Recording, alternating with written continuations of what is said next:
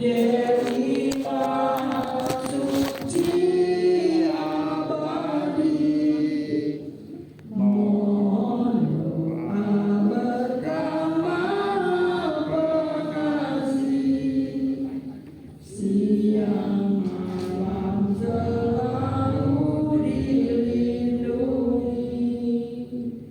hindarkan dari segala yang tak suci.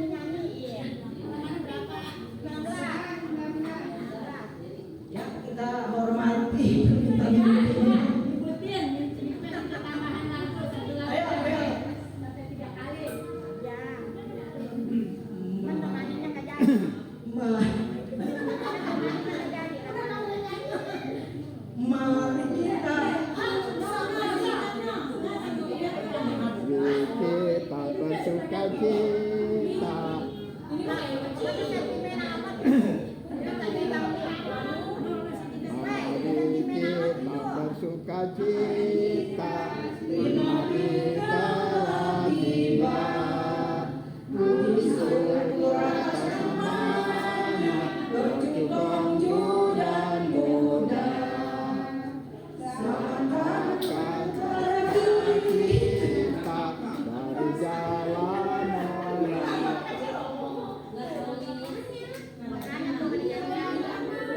Terpujilah atas namanya Nabi yang mulia. Api pidana telah menyala.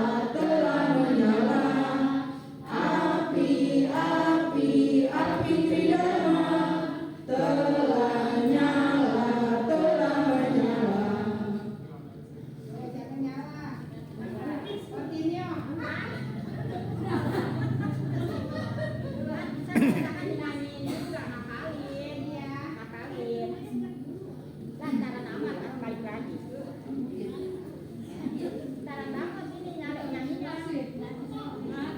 Sampai lagi. Iya, katanya dinyanyiin lagi. Apa lagi? Api lagi. Susah panas. Udah, meditasi udah. Nah, dilanjutkan dengan bermeditasi.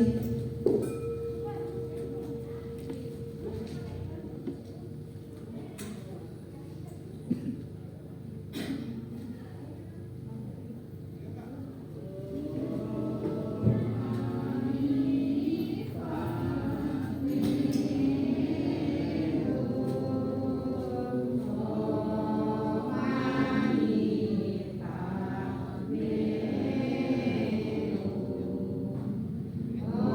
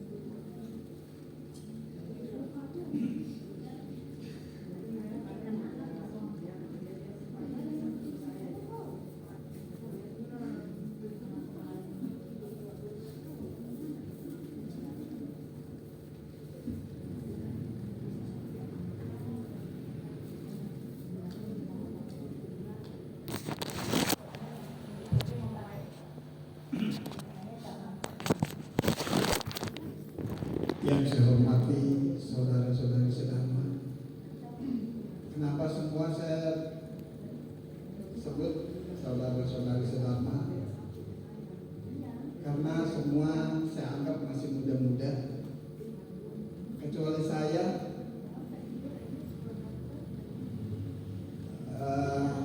Saudara Tan Tiongpo juga lebih muda.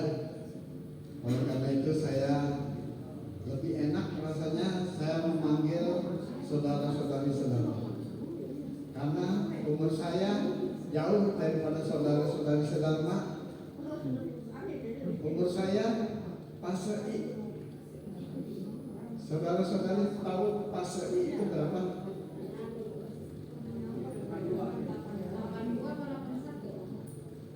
Iya, atau istilah Inggrisnya 81. Bahasa Hokkien-nya pecapit. Ngerti semua ya.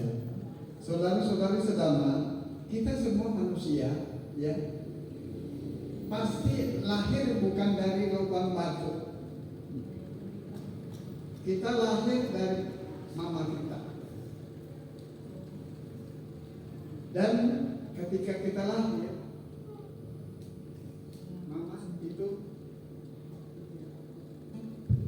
mama itu paling menderita. Papa juga bingung. Papa juga bingung segala tentang dia menyediakan tanggung kebutuhan kelahiran kita.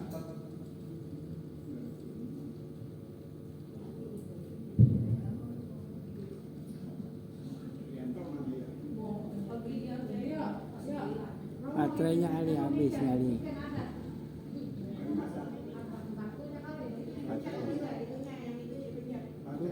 Ada mic satu lagi.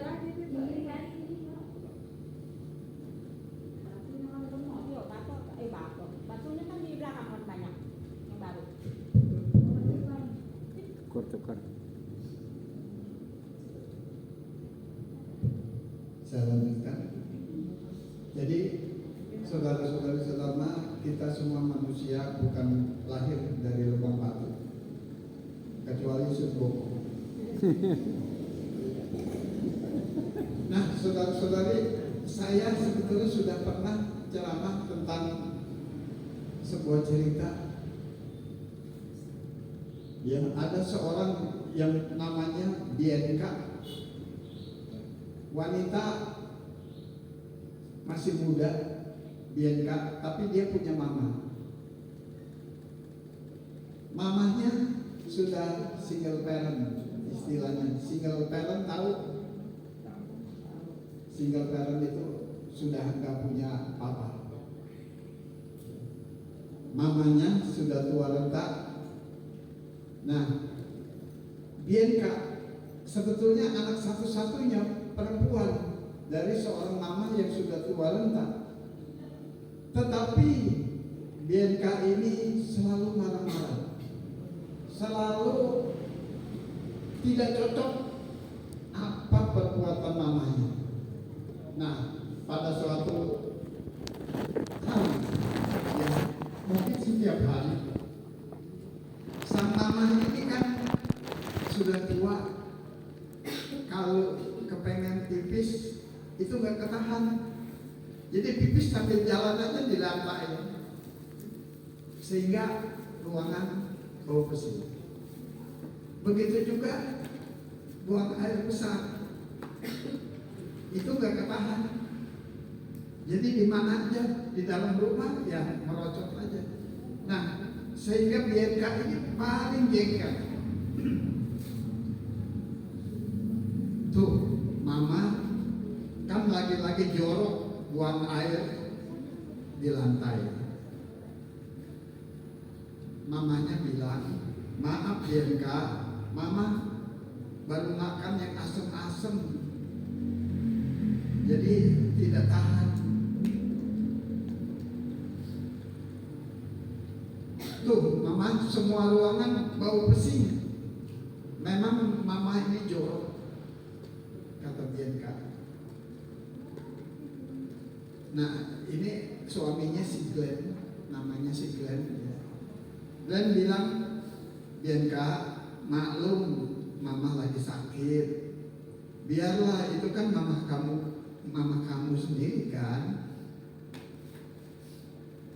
Nah, saat makan bersama, Glenn, Bianca, dan sang mama ini bertiga di meja makan.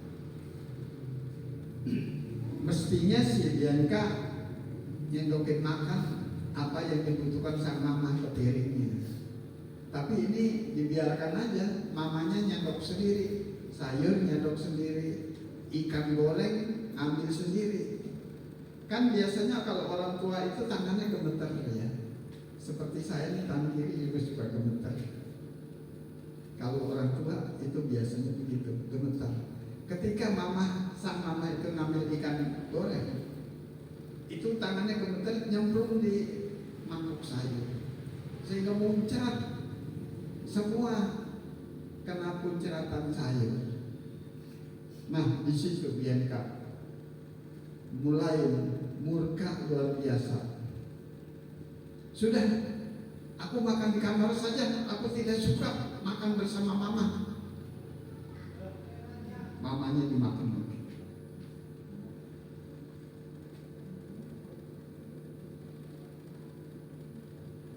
Dia menganggap sang mama selalu membuat onar. Sang mama selalu membuat masalah, sehingga Bianca lagi-lagi darahnya naik. Akhirnya saking keselnya si Bianca ini, pokoknya sang mama ini tidak cocok di rumah. Diam-diam Bianca telepon. Ke mana? Teleponnya ke panti jompo. Panti jompo, dia mengharapkan datang untuk menjemput sang mama. Tanpa persetujuan suaminya, Bianca. Begitu mobil jemputan datang, Glenn bingung, ada apa ini? Ya pokoknya mama harus ditempatkan di panti jompo. Kamu, Bianca, kenapa gak ada persetujuan dari aku? Kata Bianca. Kata Glenn. Maka Glenn repot sendiri. Dia menyediakan, beli ke warung makanan-makanan kering untuk sang mama di panti jompo. Kemudian dia cari di mana kacamata sang mama, dicari di laci-laci karena nggak ada persiapan. Dicari di sana kemari, ketemu kacamata mama. Kemudian dia cari buku-buku kesukaan mama, cerita-cerita, dongeng-dongeng, ya. Saudara-saudara suka baca buku enggak? Tapi sang mama ini meskipun sudah tua suka baca buku. Akhirnya diketemukan bukunya, dimasukin ke plastik. Ini mama dibawa ke panti jompo. Akhirnya sang mama tinggal di panti jompo. Sehari dua hari sang mama ini tidak betah. Dia selalu terbayang Bianca. Dia selalu rindu Bianca. Padahal Bianca itu paling tidak suka sama mama. Tapi mama selalu kangen. Nah mungkin saudara-saudari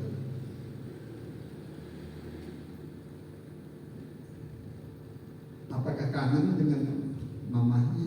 Nggak tahu. Tapi biasanya mama itu ke anak selalu kangen. Saya juga sama cucu ya kangen. Padahal cucu saya itu nakal-nakal. Kalau datang kemari terus suka lupa tiga-tiganya lelaki itu. Tapi rasanya suka kangen. Nah begitu kalau orang tua ke anak itu suka kangen. Tapi anak belum tentu.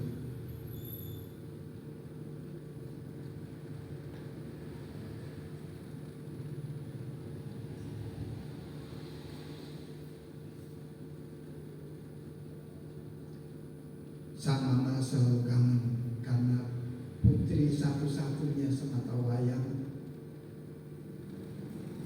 Meskipun Bianca selalu membencinya, tapi sang mama tetap selalu kangen. Nabi Kongcu berkata saat melihat air sungai mengalir menuju lautan, beliau mengamatinya bahwa di air sungai itu selalu mengalir ke laut. Dan ternyata air sungai itu tidak kembali, ya. Nah, sebetulnya itu ajaran Nabi Kongcu itu mengartikan bahwa kita ini semakin tua nggak bisa kembali menjadi muda lagi.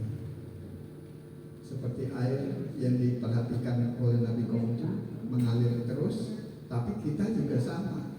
Kita bisa tidak kembali lagi menjadi muda. Semakin tua. Nah, mestinya Bianca mamanya semakin tua. Mestinya harus dilayani. Kita bayangkan bahwa ketika kita masih kecil kan berak di pangkuan, kencing di pangkuan, berak-berak sang mama selalu membersihkan. Tapi ketika mama yang seperti anak kecil, itu belum tentu anaknya itu rela untuk membersihkan. Nah, ceritanya sebetulnya waktu kita itu bisa membeli sepotong emas, tetapi sepotong emas tidak bisa membeli waktu. Tahu artinya, maknanya? Jadi sepotong emas itu tidak bisa membeli umur kita menjadi muda lagi, nggak bisa. Tapi ketika kita muda, itu bisa membeli sepotong emas. Artinya kita jangan sia-siakan umur ketika kita masih muda, ketika kita masih bisa berbuat sesuatu. Nah, ketika sang mama itu kesepian di panti jompo, dia menulis surat. Dia diam-diam menulis surat. Kira-kira bunyi suratnya begini: Bianca, putriku sayang, sebenarnya mama kangen tidak melihat kamu baru beberapa hari saja. Waktu mama melahirkan kamu, mama sangat lelah karena banyak mengeluarkan darah. Tapi ketika melihat kamu sehat, semua penderitaan mama, rasa lelah berubah menjadi semangat lagi. Dan mama rasanya bahagia. Meskipun mama hampir-hampir pingsan karena banyak mengeluarkan darah. Waktu itu mama berjuang seorang diri karena papa kamu sudah lama meninggal. Jadi mama membesarkan kamu, menyekolahkan kamu, mama sendiri.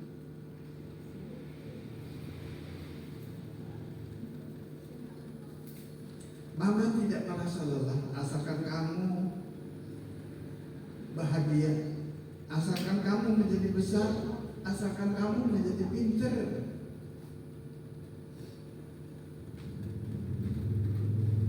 Maka itu mama ingin kamu menjadi anak yang pintar. Sisa peninggalan papa kamu, mama kirim kamu ke luar negeri untuk kuliah di luar negeri, supaya kamu lebih pintar daripada yang lain. Sekarang kamu sudah punya segalanya, suami, anak, rumah yang bagus, menambah kebahagiaan buat mama. Waktu kamu masih kecil, kamu waktu itu sakit cacar, badan kamu panas, sehingga mama selalu khawatir.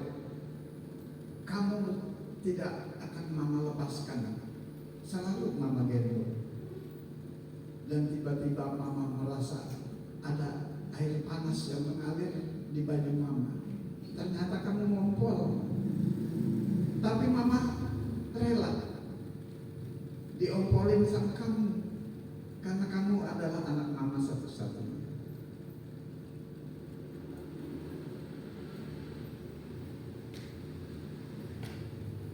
Pada suatu hari mama ingin kamu bahagia. Mama ajak kamu jalan-jalan, naik angkot, dan tiba-tiba di angkot ternyata kamu mabuk kendaraan. Kamu muntah-muntah di pundak mama. Biar nggak apa-apa, mama dimuntahin pundak mama, nggak masalah, karena kamu anak mama.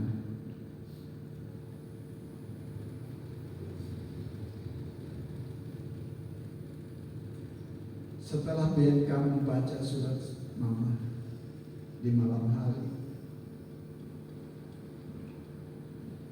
tahu-tahu Bianca bisa meneteskan air mata. Dia bisa mengingat, oh iya, mama ternyata satu-satunya manusia yang bisa membesarkan dia, bisa melayani dia ketika masih kecil. Di saat itu juga Bianca mengajak Glenn, suaminya, ingin menjemput mama malam-malam itu juga. Glenn bilang, ini pintu gerbangnya sudah ditutup kalau malam, jadi besok pagi aja. Besok pagi sekali Bianca sudah bangun. Tumben-tumbenan Bianca masih pagi sekali sudah bangun, sudah siap untuk menjemput sana. Pagi-pagi sampai ke pintu gerbang,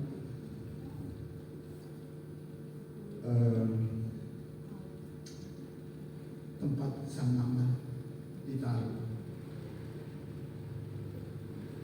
Kata perawat di Panti Jompo, dia bilang, ini namanya Bianca ya? Iya, saya putrinya. Sebetulnya semalam itu sang nenek selalu memanggil-manggil kamu,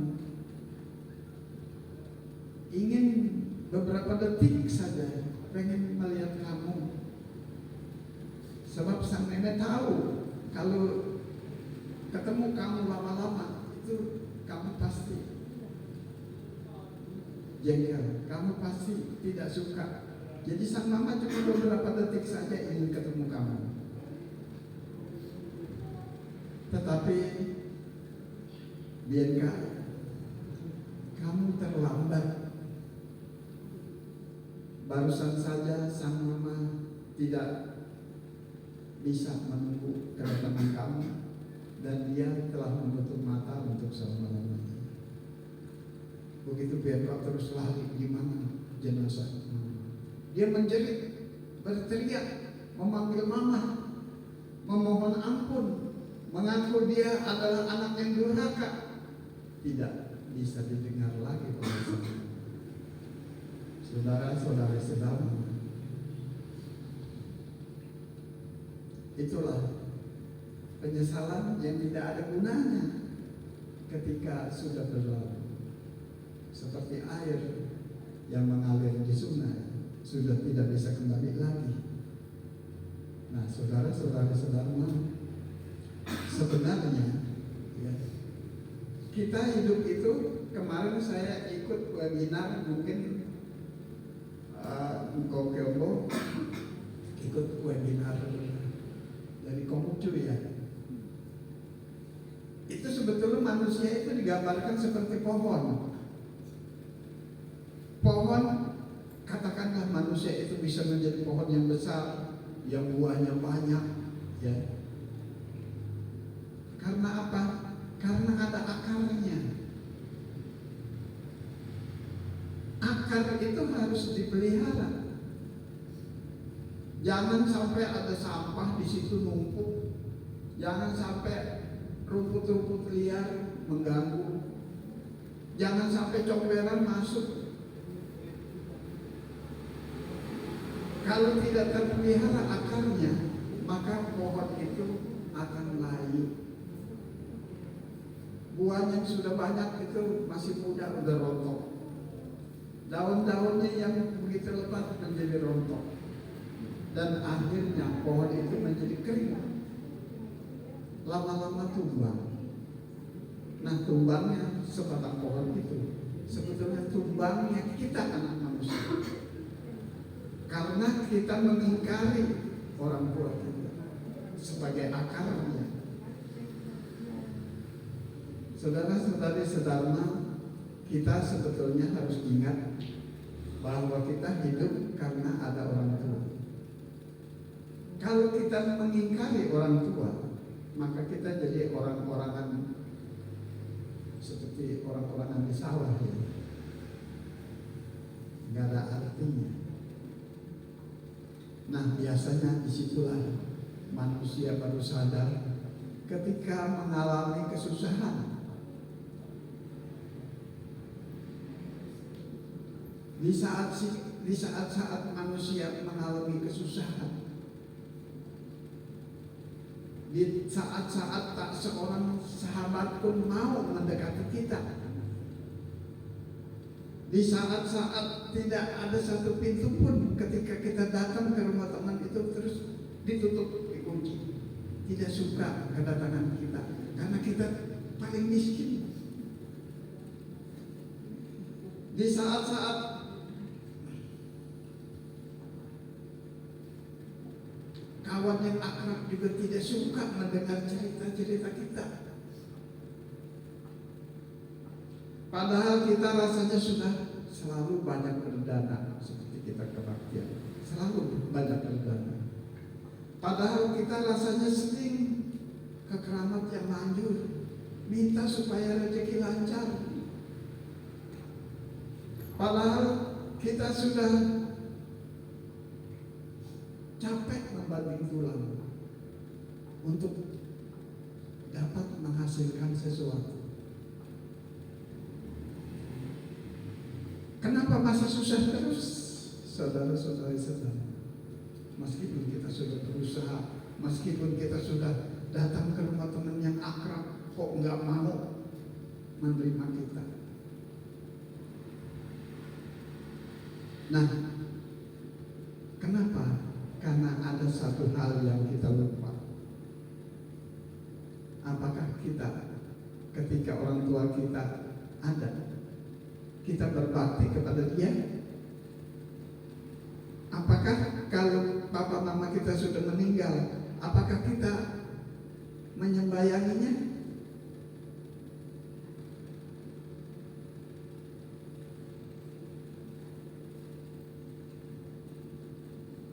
Nah, saudara-saudari sedharma, saya dengar saudari-saudari, saudara-saudara sering melakukan hari ulang tahun. Hari ulang tahun. Biasanya kita, pakainya pakai baju baru. Biasanya kita duit udah kita kumpulkan, kemudian kita beli kue tart yang ada namanya umur sekian, kita ulang tahun. Kita undang sahabat-sahabat, terus kita dieluk-elukan, dinyanyiin happy birthday, selamat ulang tahun, potong kuenya, bagi kuenya.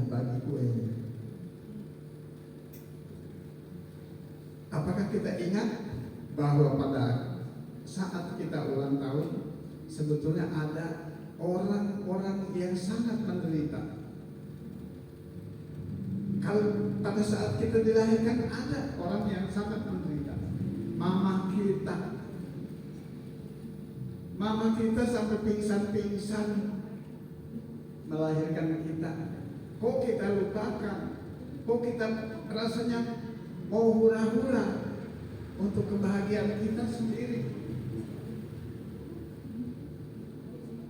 Padahal pada saat kita tidak, saat itu kita dilahirkan dan mama sangat menderita. Kenapa kue tar itu bagi kuenya, kita makan, kita bagikan kepada saudara-saudara, kawan-kawan.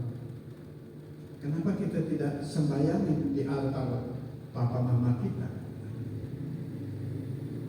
Kita ucapkan mama papa, hari ini saya ulang tahun, ini kue, nikmatilah oleh mama dan papa. Karena pada saat ini mama dan papa menderita. Bukan saya yang bahagia, tapi mama papa yang menderita. Makanlah kue ini sebelum saya bagikan kepada kawan-kawan. Nah, saudara-saudara, biasanya kita lupa. Nah, sekarang saya di depan saudara-saudara berbicara bahwa sebaiknya ketika kita ulang tahun, kita bahagiakan mama papa kita meskipun sudah tiada. Saya kira cukup sekian. Mudah-mudahan ini dapat dicerna. Dan kenapa kita tidak jadikan sebagai budaya kita ketika kita ulang tahun, kita sembahyang kepada mama papa? Enggak ada kan? Saya lihat, saya juga suka diundang ulang tahun. Enggak ada kan yang ingat kepada mama papanya ketika ulang tahun? Enggak ada. Nah sekarang setelah kita berbicara ini, kita jadikan budaya kita. Kita jadikan tradisi kita bahwa ketika kita ulang tahun, kita pentingkan mama dan papa. Oke, terima kasih atas perhatian. Sampai di sini saya sudahi. Saya ucapkan terimalah sambutan namo budaya. Ini saya sebutkan pada pimpinan kematian.